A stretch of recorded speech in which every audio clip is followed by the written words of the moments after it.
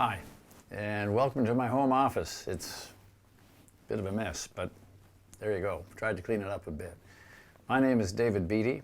I'm a professor at the Rotman School of Management at the University of Toronto, and I've been in a lot of different environments, 5 different governments, 40 different boards of directors, ran a large company in North America for a while, and I have seen I don't know, a couple of 100,000 presentations trying to push me or prod me or get me to agree to something. And I would say most of them are in the very poor to poor categories. They're just not very well done. I would think maybe today, if you think about it, there's probably 4 million PowerPoint presentations being made where people are trying to persuade others to make their case to get something to happen. And again, I'd rate 99.9% of them as poor to really rubbish. So I'm going to work with you today on giving you a tool that will clearly differentiate you from the others in your workplace in both your professional and personal life. This tool is magic. It's not something I invented. It was invented, I think, 50 years ago in McKinsey, and is the way McKinsey thinks, talks, works, and acts, and has been inherited by Bain, BCG, Accenture, all the major consulting companies. So that's what we're going to do. You know, when you think about it, 24 hours a day, you're making your case at home, at work, or at play. At home, I want to go to Spain next week. Really? Why is that a good idea? At work, we're going to have to spend another $500,000 this month on our advertising. Why is that? And at play, if you were a football coach, let's take Fred out of left tackle and put in Joe. He's going to be much more effective. Why would I believe that? Making your case in a clear, memorable, and compelling way is the key way you are going to differentiate yourself from the crowd and the way in which you're going to gain confidence in front of people who you have to persuade. Think, talk, work, and act using these tools, and you will clearly be different and have a great deal more self-confidence in your posture. So I'm excited to get us going. Let's get going, and let's start with the penguins. What kind of penguin are they, do you know? King penguins, and there are zillions of them. They stretch for half a mile in each direction. It'd be 500,000 breeding pairs in this one beach alone, Salisbury Plain. So the question is, if you're one of these little guys aspiring to grow into a big adult, see all the little brown guys, they're about a year old, how do you differentiate yourself from the crowd? Right? And put yourself in the MBA's position. There will be 7,500 MBA graduates when you graduate. How are you going to differentiate yourself from the 500,000 others on the beach? Have you all got a plan? I'm going to teach you a tool that I think will clearly give you an ability to differentiate yourself. So there he says, Dad, I want to create a long-term sustainable competitive advantage by differentiating myself from the crowd. That's probably not an unreasonable request. I think he's asking for food, actually. But son, Rotman is the place to go to get the success skills you need from real-world experts. Same for the daughter, all right? So otherwise, you're just one of the crowd. So this is what we're going to do. I'm going to teach you 90% of the day on a logical structure to make your case so that you can go out and get the actions you think are appropriate for your business or your life or your career. That's the core, but it comes with a pretty wide package of other skills to be effective. Firstly, in terms of getting to business solutions, how many of you regularly use Post-it notes? You do. And how many of you regularly kind of use a war room so you can leave it up? You do, Shah? Yeah? And how's that? Is it a separate room or how's that work? We all get together and then our main objective is how fast we can resolve that incident. Perfect, okay. The use of a Post-it note is in a way, it's the absolutely most important problem-solving discovery in history, because you can say, this is what we want to do, this is my structure, these are the reasons why I want to do it. And then Stephanie can say, yeah, but what about that? And I'll say, oh, that's a good point, Stephanie. Look, why don't we then put that one over here and that one up here, and then, in fact, that one's going to change. And your thinking is hugely fluid. I think the modern word for an organization today is agile, isn't it? This allows your mind to stay open. And if you have a war room, when your mind locks on you, anybody do crosswords here, cryptic crosswords? And sometimes, yeah. And Jillian, you can read that clue 5 times, 6 times, 10 times, and it just, put it away, come back the next morning, and it's clear as day what the answer is. Isn't that right? Your mind just gets locked. So the purpose of the war room is to keep this as an open problem-solving capability for as long as you can. This is where we go. From this day forward, I'm going to insist that all management presentations I make are clear, memorable, and compelling. Shahab, come on up here.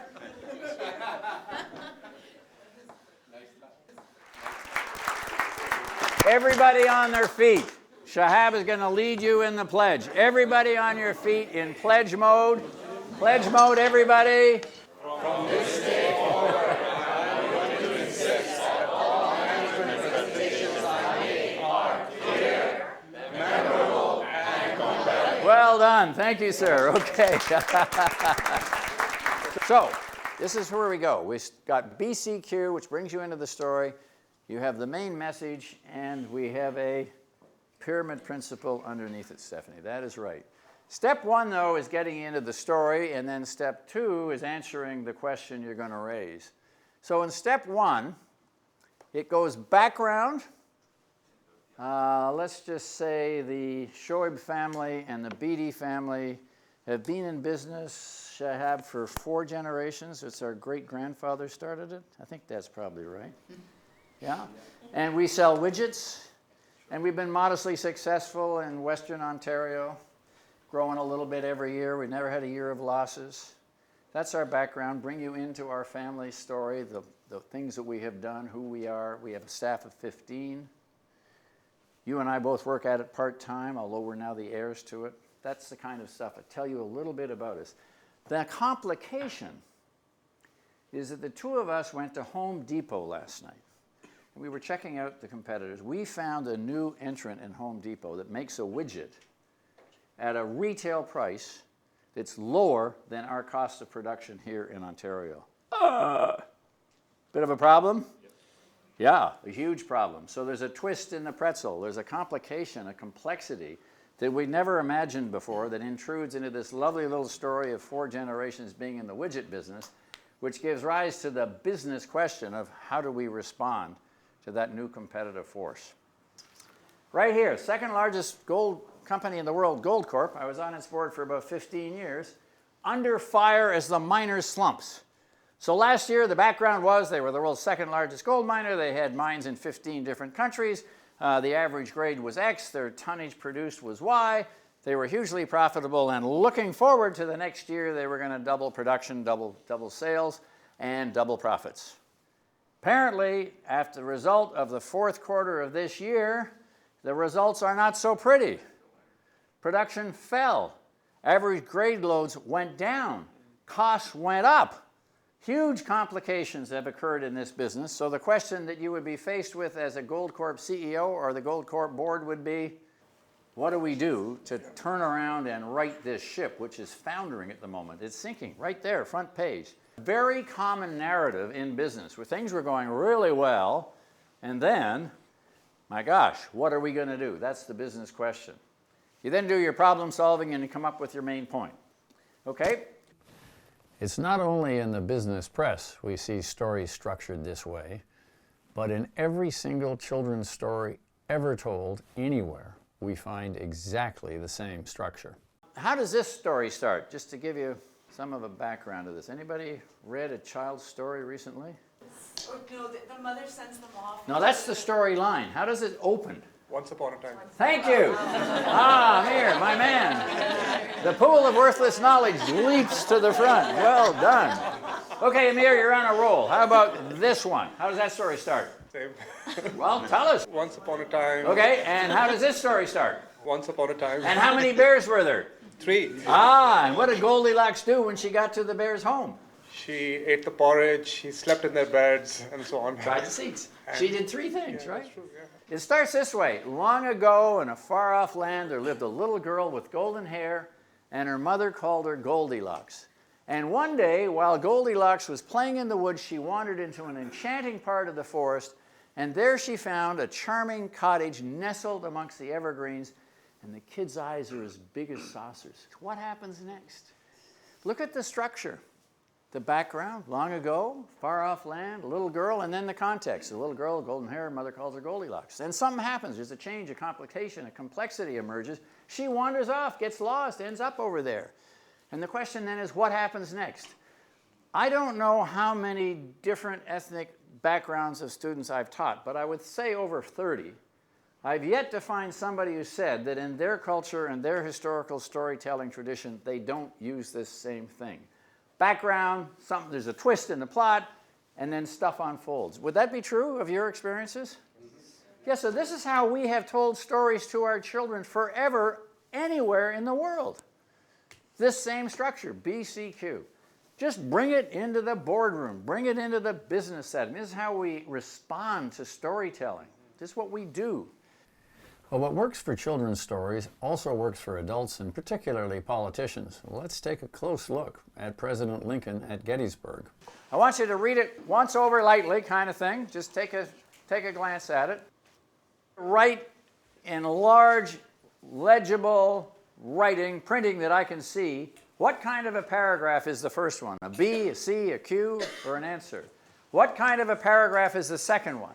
And I'd like you to find the structure of this speech in the BCQ main message mode. So you're going to look for a paragraph or a statement that is a background. You're going to look for the complication. You're going to look for the business question, in this case the political question. And you're going to look for the way the answer is structured. On the left or the right-hand side, whichever you prefer. Good for you. Anu? Okay. Heads up, let's take a look and see if we can discern the structure in this speech. That first paragraph looks exactly like once upon a time, a long time ago, there lived a little girl with gold, doesn't it?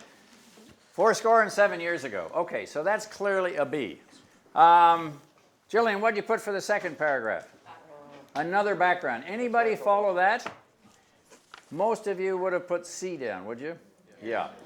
This is not an English class, but I prefer Jillian's interpretation. I think it's a B as well, that it builds on the past history is way out there, and it's true that today we're engaged in a great civil war.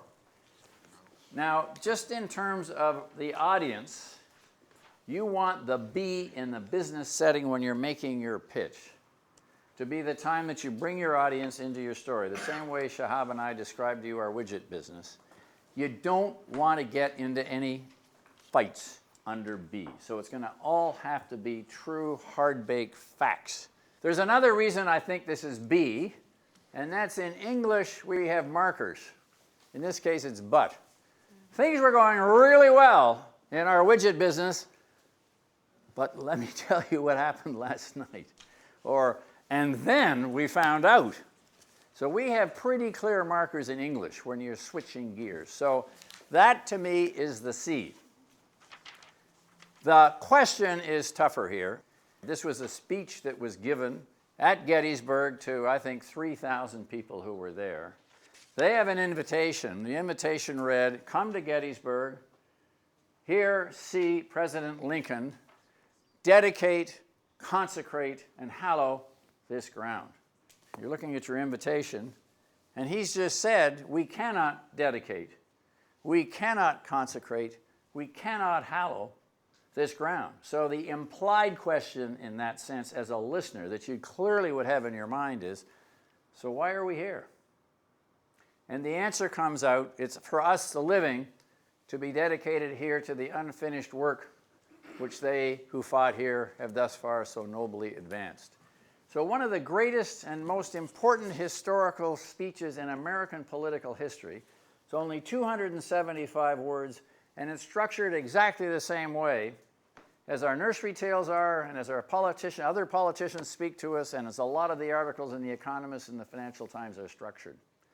This is the way we think, talk, work, and act. And if you can replicate that and throw it out to your audience, they will probably give you the approval for the action you require. Anybody know the company Stella Jones? No? Well, I'll tell you about Stella Jones. First question is, who are they? This is the background. They are a leading North American manufacturer of pressure-treated wood products in 4 commodity product categories. They make railway ties. They also make utility poles, telephone poles, power poles, pretty prosaic materials. They have another business in industrial products, specially treated wood for construction and marine sectors, which they sell direct, and they do some residential lumber. Those are their 4 product lines. All 4 are product categories with very little opportunity for differentiation, which we saw was the basic strategy from the Harvard Business Study. What about them? There's a company that has $640 million in sales, 52.9% in railway ties, and 30.4% in utility poles. So dominated by those 2 product lines. The other 2 are kind of so whats. If we take a look at the industry structures and capabilities, utility poles are in fact growing at 11% a year, which is kind of a surprise. I thought we were going wireless, but apparently not. And railway ties have been growing over the last 5 years at 38%. So even though the commodity products they make are pretty prosaic, they're in pretty attractive industries. So on the GE 9 bucks, they'd be up nice industry, and they've got a dominant position. They've made a ton of acquisitions. And the purpose of this chart visually is not to take you through every acquisition, but show you in bulk, right, that they've done a lot of acquisitions. So they've ended up with 30 operating facilities around the country to service their customers. And their 10-year compounded share performance is 17%. Now, what's your metric for assessing whether that's good, bad, or indifferent? What does the S&P 500 do over the last 50 years?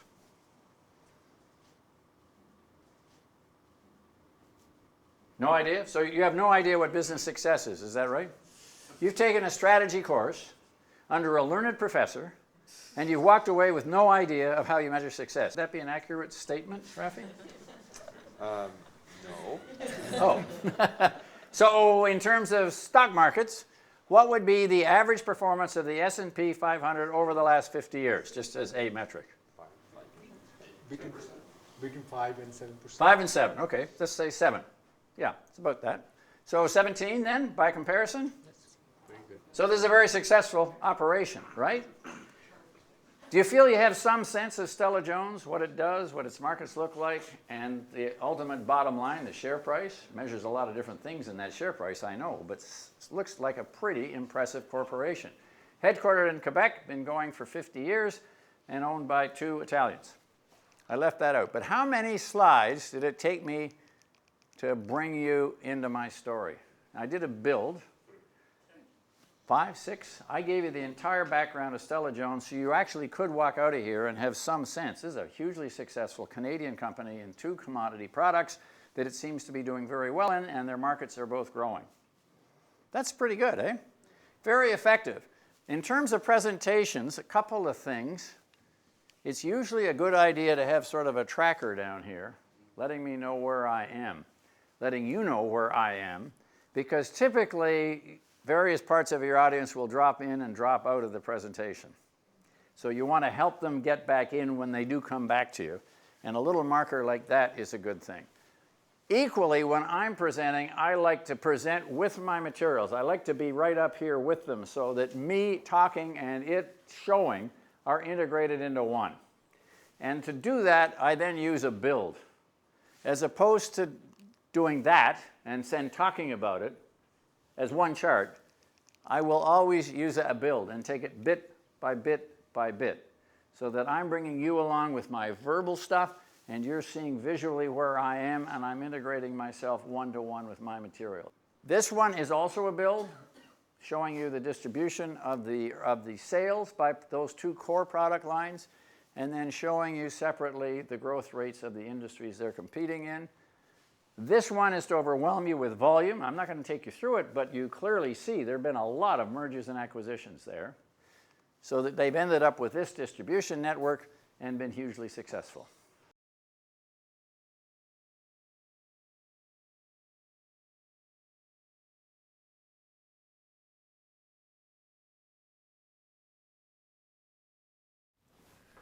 We're now going to start telling our story, and this is critical stuff, so pay close attention. What we're going to do is have a logical structure. It looks like this. There's going to be a main point at the top, followed by 3, and it cascades down. Those of you who might be fearful of the concept of logic, saying, ooh, I don't think I've ever been logical myself, personally. Why would I start now? We're actually storytelling. We're storytelling the way we structure nursery tales to kids. We're storytelling the way politicians speak to us. We're storytelling in a way that is very, very common. And I'm just going to take all of that skill set that you already have and bring it into the business arena, where typically it's not used. I also talk to leaders around the world about how they get briefed. Daryl White, CEO of O.B.E, how many emails, let alone any other briefings or meetings, would you suspect he gets a day? 200, 300. Any other offers? I got 2, 2.5, 2.5, I hear 3. Do I hear 3 out there? 3.5, 3.5, do I see 4? I would guess he probably gets 500 emails a day. He would have wall-to-wall meetings. He would be spending 3,000 hours a year trying to manage, lead the bank. And so when you're briefing him, you've got to be very, very structured in terms of, he's not going to read an 80-page memo, right? He can't. He's got too many subject matters he's got to stay on top of. Any CEO is in exactly that same position. So there's the main message, and there are the major supports. Under the major supports, there are minor supports, and under the minor supports, there are facts. Now, I'm going to ask, I think I'll ask Stephanie, because she's pretty close to the screen and looking right at it. Under each major support, there are how many minor supports? So you said 3. 3. Yes. Under each minor support, there are 3. how many fact-based supports? 3. Do you see some kind of a potential pattern emerging here? A little, yes. 3s. The pyramid principle was founded in about 1950 by a lady who was an author named Barbara Minto. She worked in McKinsey. She wrote a book called The Pyramid Principle, and she still teaches it today to the major corporations around the world. Then this is the way McKinsey, Bain, BCG, and now Accenture and Deloitte, this is the way they think, talk, work, and act. They are all trained to present their messages to clients in this way. I just want to make sure we get one point right. How many stooges were there? Larry, Curly, and Moe. Right. So we find 3s everywhere. Stephen Hawking, anybody remember him? He had 3 questions, which are really pretty compelling. Where are we from? Why are we here? And what are we supposed to do? This guy I love. He's a professor of cosmology at Oxford. The Economist editorial board said, Dr. Lang, what do our readers need to know about the origins of the cosmos? And guess how many things he came up with? 3. Take a wild guess. 3, yes, exactly right. He said, the universe is expanding. It started as a fireball, and you can still see the glow. That was it. Because I often, working with business teams, they'll say, yeah, David, this 3 stuff, 3 buckets, that's fine for simple businesses. But ours is complex, nuanced, sophisticated, fast-changing, things we need to get done in 3 buckets. And I now turn and I say, yes, but take a look. This man was asked to explain the source of the universe to us, and he found 3 things we needed to know. The Harvard Management Communications Letter 18 years ago said, if you're looking for completeness in a phrase, then use groups of 3. 3 seem to have a psychological effect on humans that is satisfying, fulfilling, and convincing, right? I have nothing to offer you but blood, sweat, and tears. And we find when we look at a lot of speeches of political leaders, this is exactly how they address their clientele, their audience, their electorate. Can you imagine being the first African-American president of the United States of America trying to write the script for your inaugural speech? How many ideas would have come pouring in? How many different speeches and speechwriters would have been involved? Hundreds. It would have been an absolutely terrible task to do, but this is what he came out with. My fellow citizens, I stand here today, humbled by the task before us, grateful for the trust you have bestowed, mindful of the sacrifices born of our ancestors. That was the start of his inaugural speech as the first African-American president in American history. 1, 2, 3. This is how he communicates with us. So think of that in the boardroom, in the client room, You're going to use every skill set you have to try and persuade them to take the action you wish to have done. But if you're using a structure of your argument that's based on threes and the pyramid principle, you've got a much better chance of success than any other technology known. And you tend to remember those three things. Now, just to give you some fluidity, I always seek for 3 buckets for any solution, but 2 is fine and 4 is okay. But if we're getting up to 6 plus, what have I got? I got a dreaded list. And we know the psychological impact of that, and we know the practical impact of that. Who reads the Harvard Business Review? Really? How many? Hands up. Hands up. I'd like to see how many. Oh, good for you. All right. Well, this was an issue that came out in April 2013, 5 years ago. They studied over 25,000 companies for 44 years. You've all taken this Fisher strategy class, right? Yep. What are the 3 rules for success? Number 1? Harmac. That's a hard one.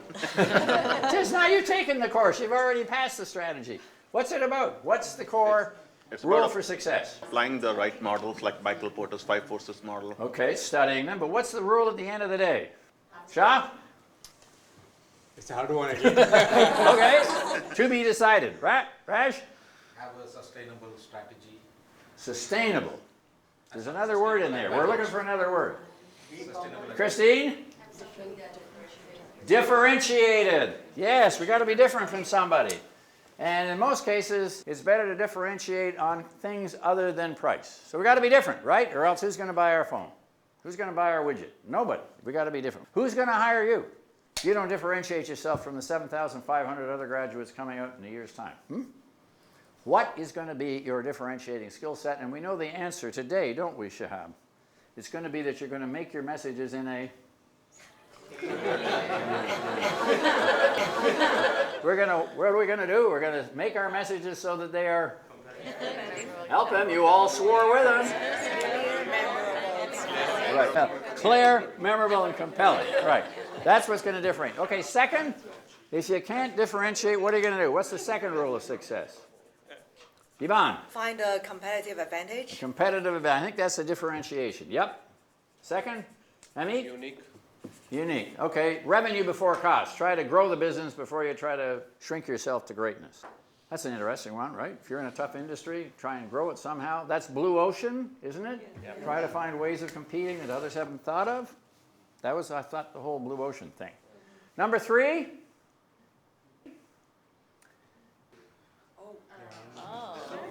Now tell me why they put 3 on the cover of the magazine.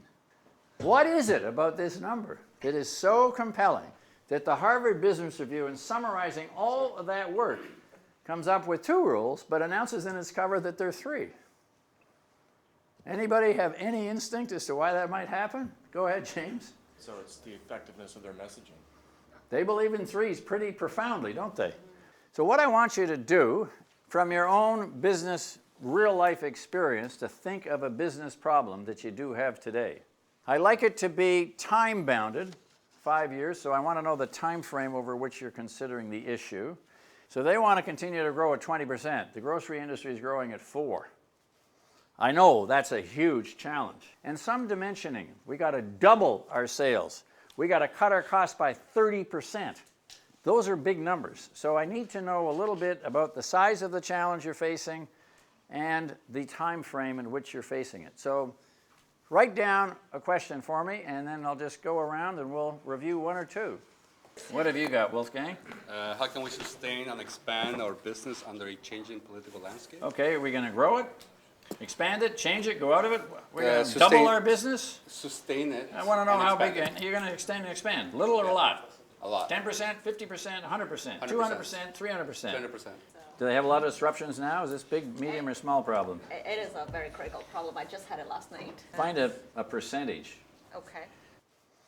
Christine wants to know where she can go scuba diving. Yeah? How to increase trading revenue for the bank by 50% year Wow. after year. Okay, is there a particular branch of the bank's business that we're going to expand? It's trading, is it? Trading, Okay. yeah. Jillian, what have you got? How do we slash end-to-end plan implementation from 57 to 7 days by 2020? Increase user adoption of the system by 50% in the next year. Okay. Any other volunteers? I'd like to know what is my strategy would be for the next 5 years to grow 25%, which is 5% every year, Yeah. and still be sustainable. Financially sustainable. So you want to grow profitably at 50% a year for the next 5 years? 5% a year. 5% a year? 5%. Very moderate. I'm not going to invest in that. 5%. What business are we in, Shah? It's a real estate investment portfolio. Real estate, a REIT. Rafi, what do you got? How can we continue to grow media mentions by 20% per year for the next 5 years? Perfect. Okay. Jesus? How big data will support the business to grow EBITDA at 20% for the next 5 years? Yeah, that's a good one. AI. Yes, I got you. And Anu, what have you got? How can capital market wealth management ensure the changes proposed by DMX, which cost roughly 60 million, Yeah. be implemented in the next 3 years?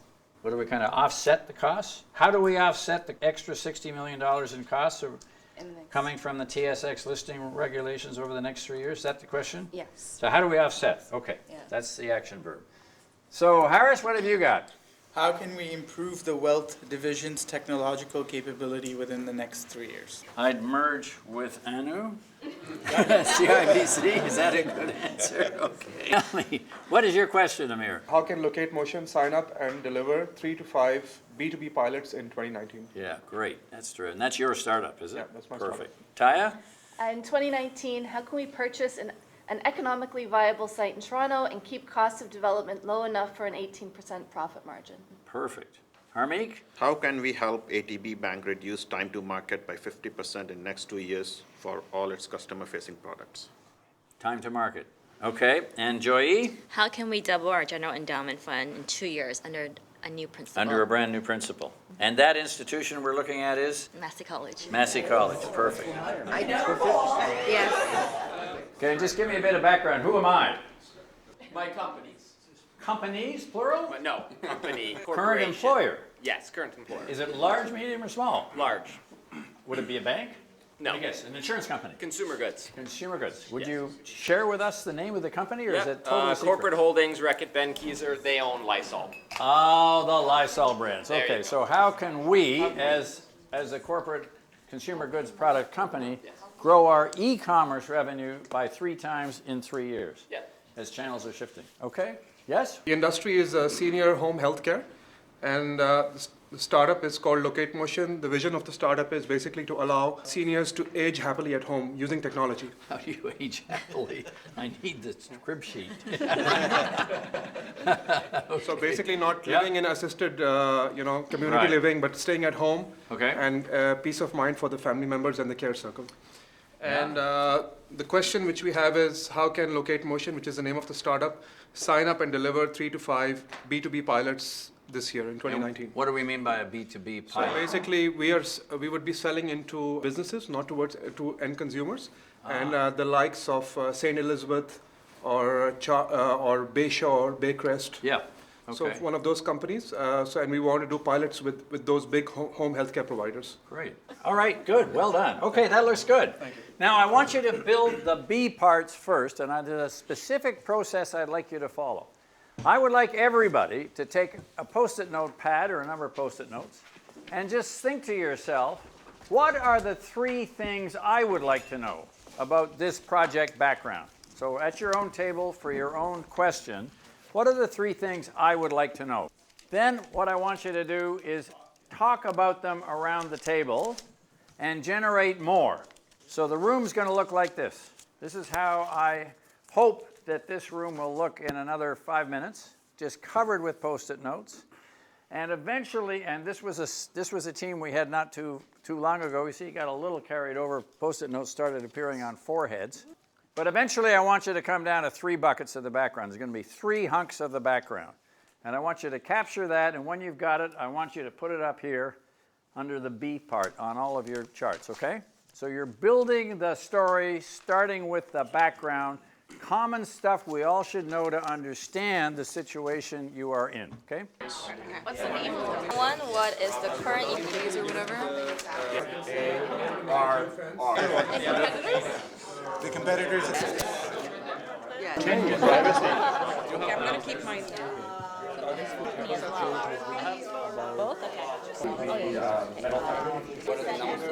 Landscape of the business. That's what the questions of the competitors. How can we ensure that schools, parks, and community facilities are built in new condominium neighborhoods in Markham within 5 years after the first family moves in?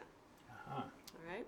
So our background buckets, in terms of the background information that we felt was important to know, is that Markham is a municipality in Ontario. It's got a population of 400,000.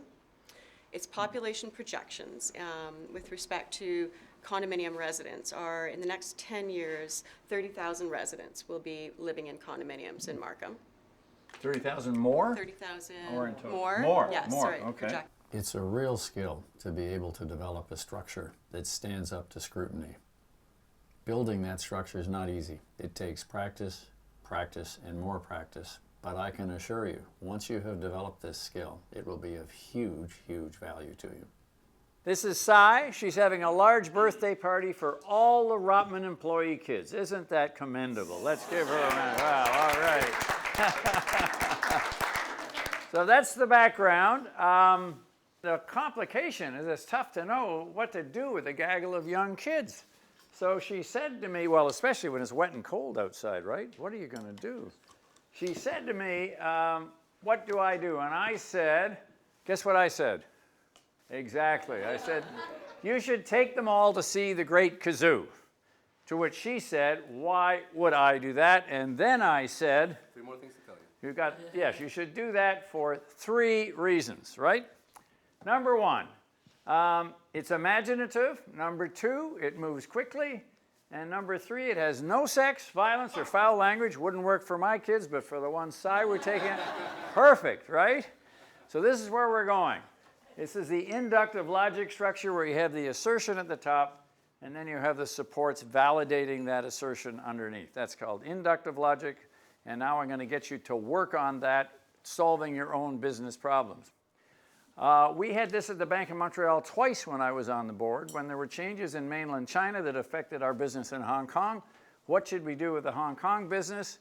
Both times the answer came back, we should keep it open, and a generic answer for the following 3 reasons. This is literally what came to the board of directors. Well, why would I believe that's the plausible way to go? The branch economics are fundamentally sound, the products can be marketed profitably, and we have strong relationships to our customers. Let me now talk a little bit about the branch economics, and down I go. Come back up, show you the total answer again, go down the middle, come back up, show you the total answer again, go down the far right, and come back up. So you see the total answer 3 or 4 times, and the detail in the pyramid principle, Stephanie, is underneath, right?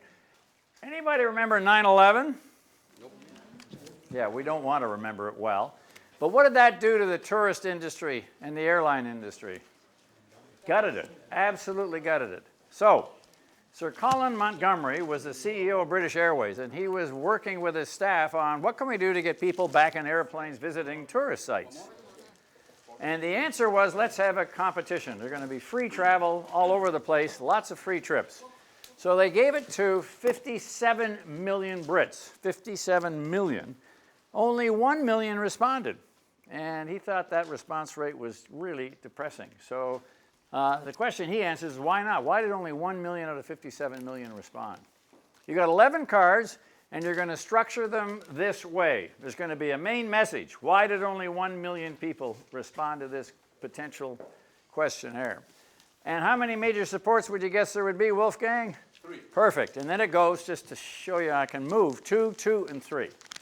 So I want you to put the cards in front of you, sort them all out, so there's a main message. Why did only 1 million people compete in this competition? 3 major supports, and then 2, 2, and 3.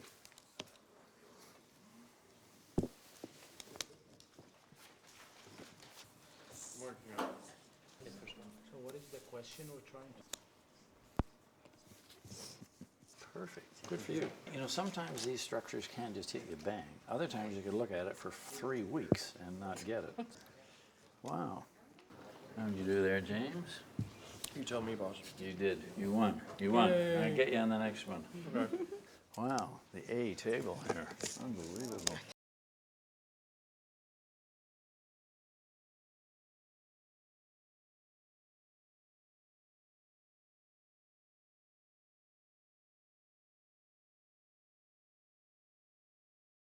Okay, what was the main message again, Anu? The British prefer to stay The British prefer to stay at home. Why would I believe that to be true? Anybody?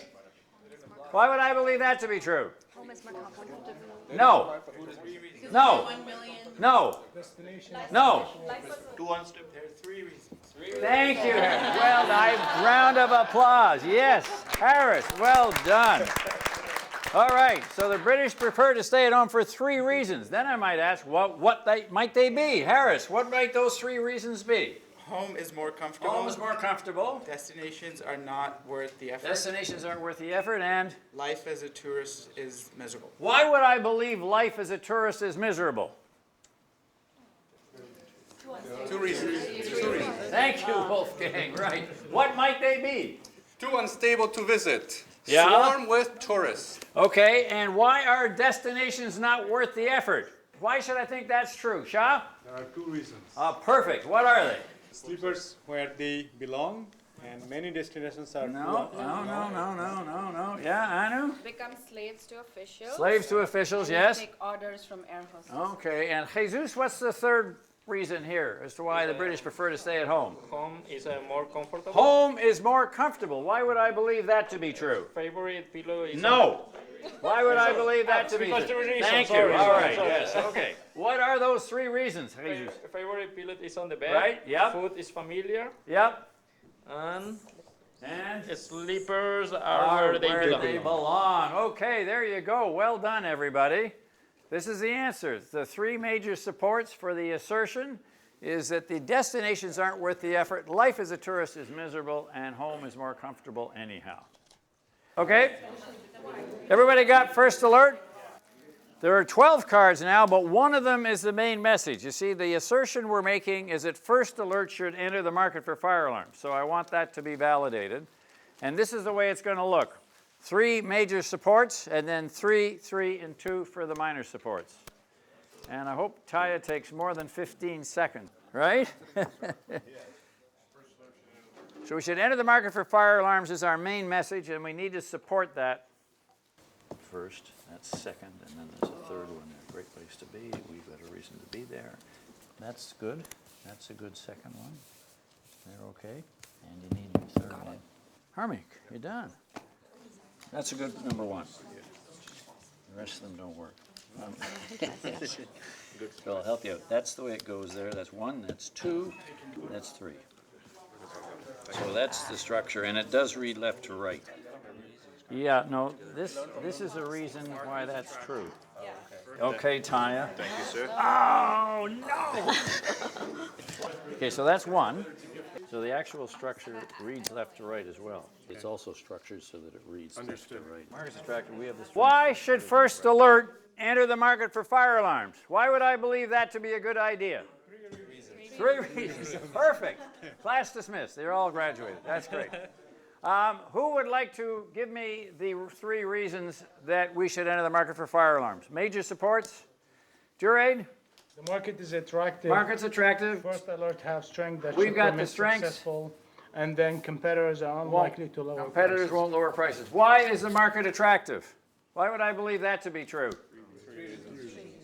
Perfect. What are the 3 reasons that you would have me believe that the market's attractive? Market segments are sufficiently large and varied to make Large niche segments, strategies. yeah. Demand is Second? growing, Demand's growing, that's a good one. and market tests have shown initial acceptance. No, who else has got a different Oh. 3rd point? No? Buying distribution channels. What's that? Market's growing, that's a good thing. Distribution channels. Access to the distribution channels. Market's growing, lots of different segmentation, and the buying decision is based on value, not price. Okay? So, why would I believe we have strengths to enter this market, Bays? Why would I believe we have the strengths to enter this market? You cut caught me off guard. No, I didn't. Should be an instinctive response. Tell her what it is, Shah. 3 reasons. 3 reasons. 3 reasons. Exactly. Then we say, what are they, right? And we go 3 and then, okay. So what strengths have we got here? Jillian? So distribution We got channels. distribution. We got the distribution. Second? Manufacturing costs are lowest. Okay, and third? Market tests have shown initial We tried it acceptance. and it worked. Okay, so a great market to be in. There's every reason in the world for us to get in it. Why won't competitors lower their prices? Why would I believe that to be true, Rafi?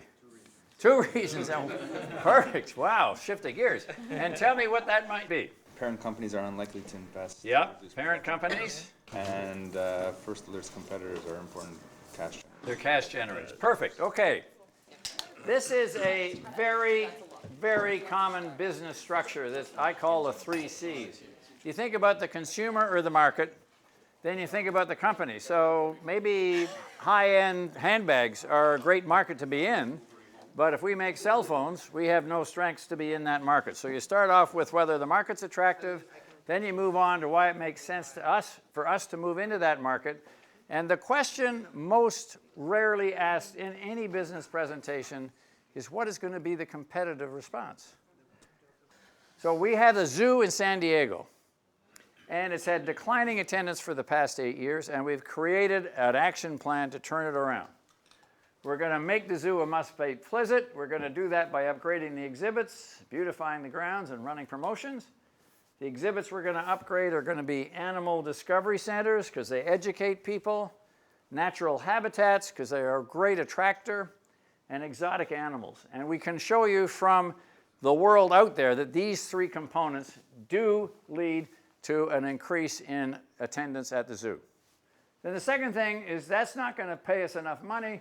We're going to create a foundation for new capital projects, and we promise you, as our directors, we're going to manage better. Now, this is the San Diego Zoo, and you are the trustees of the San Diego Zoo, and I don't know if you read the agreement carefully, but it says that if we have a shortfall in our budget, you guys all pay. So do you have an interest in whether this is going to work or not? Yeah. I would think you do, a very deep interest. So we're problem solving as a management team, and out of nowhere, I don't know who said it, must have been Yvonne. She just said popcorn. So what's our response to that? Popcorn. What's the so what of popcorn? Crazy idea, out of left field, problem solving in our war room with our Post-it notes. Adesh, popcorn. Popcorn, popcorn, think popcorn. Buttered popcorn, buttered popcorn. 3 reasons. 3 reasons? No. Jordan's our consumer products guy. He's got an answer. Jordan. So Yvonne's thinking of selling popcorn. I would say 1, will our customers want to eat it? 2, are other zoos offering popcorn? Yeah. Customer competition. And 3, us as a company, do we have the ability to make popcorn? Okay. I sort of saw this differently. They were problem solving with this as their draft structure. We're going to get people to come here. We're going to create a foundation. And we're going to manage better. All of a sudden, this idea out of left field sprang up, popcorn, and we rethought the structure of the answer.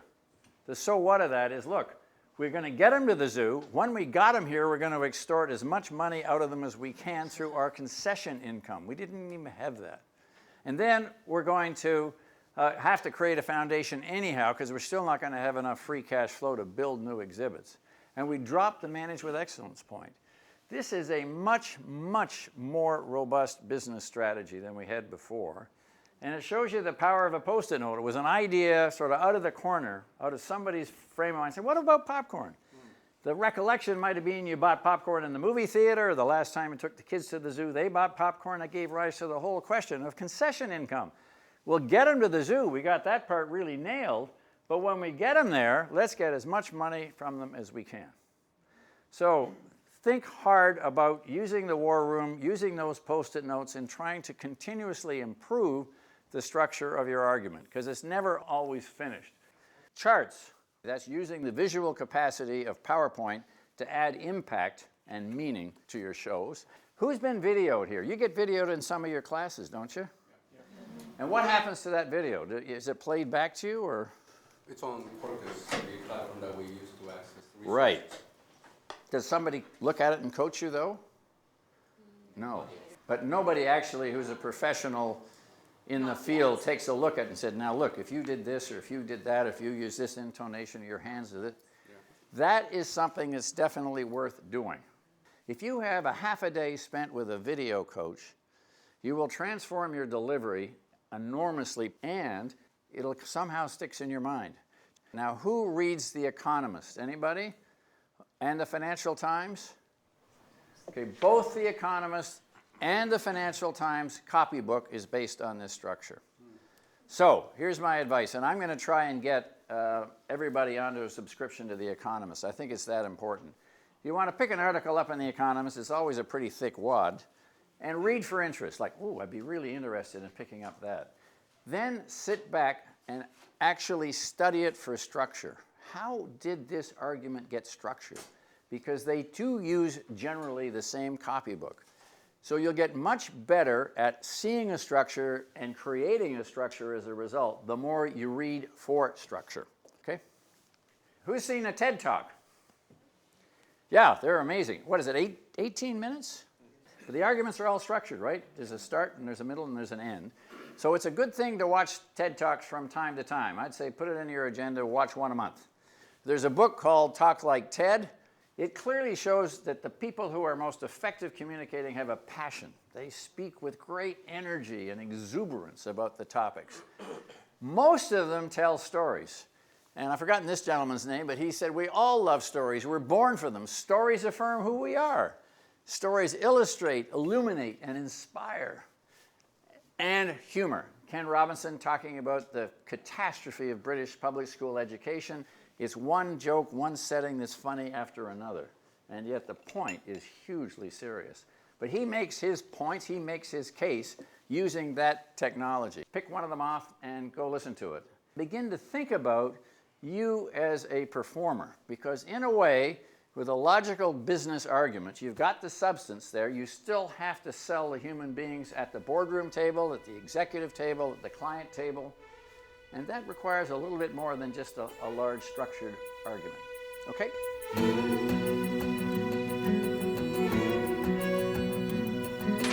Or I would say their verticals that they really worked on their clientele targets are food and beverage companies, industry machinery. Well done, you two. Well done.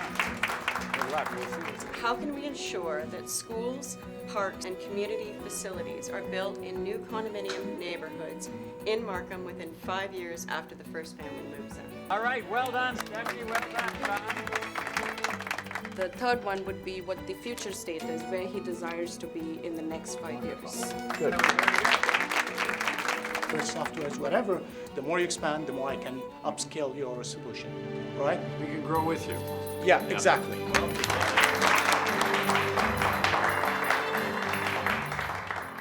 Company is Lysol. And the business size, today we're at 5 million, and we want to grow 3 times, so that's 15 million. So do you have a vision on where e-commerce is going to go? That's an excellent question, and Jordan will be happy to answer it. That's it. We're finished.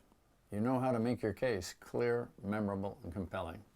Use it, and it will clearly differentiate you from everybody else, make you much more effective as a business executive, and perhaps even more personable as a friend. Try it, practice it, use it. It's worked for me. It's worked for countless others. Good luck, and thanks for being with us.